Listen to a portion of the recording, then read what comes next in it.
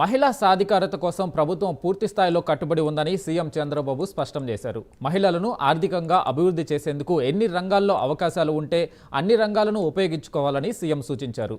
రాష్ట్రంలోని డ్వాక్రా సంఘాల ద్వారా మహిళలకు అన్ని రకాల చేయూత ఇవ్వాలని ముఖ్యమంత్రి ఆదేశించారు. రాష్ట్ర సచివాలయంలో సెర్ప్ మెప్మా విభాగాలపై సీఎం చంద్రబాబు సమీక్ష నిర్వహించారు.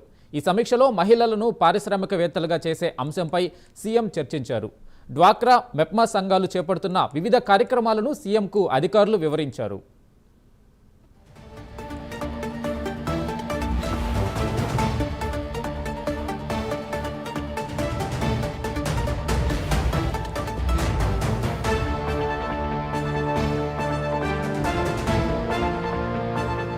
ఇరవై 22 సంవత్సరాల నుంచి స్వయం సహాయక సంఘంలో ఉన్నానండి.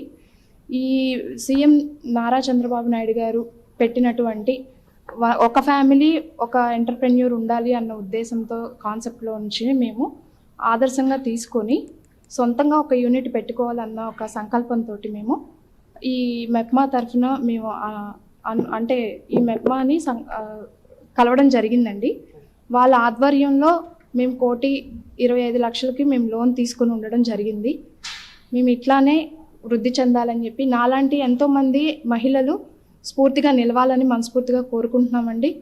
ఈ నారా చంద్రబాబు నాయుడు గారి ఆధ్వర్యంలో మాకు ఈ గవర్నమెంట్ వచ్చిన తర్వాత మాకు ఇట్లాగా మహిళలు ముఖ్యంగా మహిళలు అనేవాళ్ళు వృద్ధి చెందాలి అన్న ఒక కాన్సెప్ట్ తోటి వాళ్ళ సంకల్పంతో మేము ముందుకు వెళ్ళాలని చెప్పేసి మేము ఇట్లాగా స్టార్ట్ చేసుకున్నామండి.